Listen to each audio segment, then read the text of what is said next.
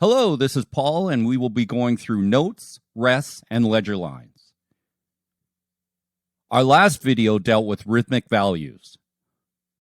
We will now learn how to properly write those notes. We will start with stems and how they should look on notes. Stems are added to the note head and can be either up or down as well as to the left or right side. When the stem is pointing down, the note head is to the right. When the stem is pointing up, the note head is to the left.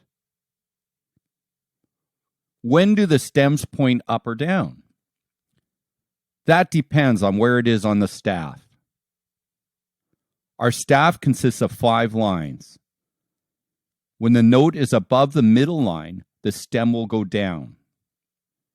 When the note is below the middle line, the stem will go up. When the note is on the middle, it can go either up or down. Some notes, such as 8ths, 16ths, and 32nd notes, have flags.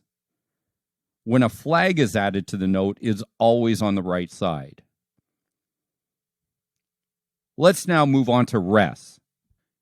You do not play depending on the duration of the rest. Every note has an equivalent rest. Here is a whole note and a whole rest, half note and half rest, quarter note and quarter rest, 8th note and 8th rest, 16th note and 16th rest. Notice how these rests look on the staff. The placement of the whole and half rest can be confused, so I always remember that a whole rest looks like a whole.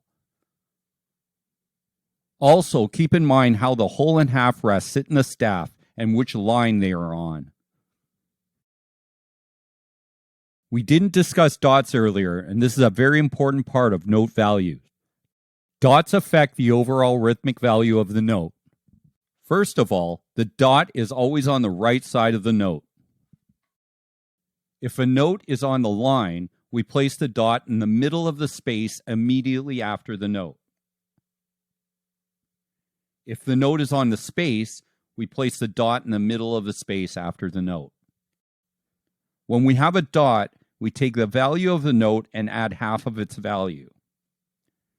Another way of thinking is just add 50% to the note with the dot on it. Let's try the dotted half note. A dotted half note equals a half note plus a quarter note. This all equals 3 beats. What does a dotted quarter note equal? Half of a quarter note is a single 8th note. A dotted quarter note equals 1.5 beats or 3/8 notes. Let's go a little further with the dotted 8th note. Half of an 8th note is a 16th note.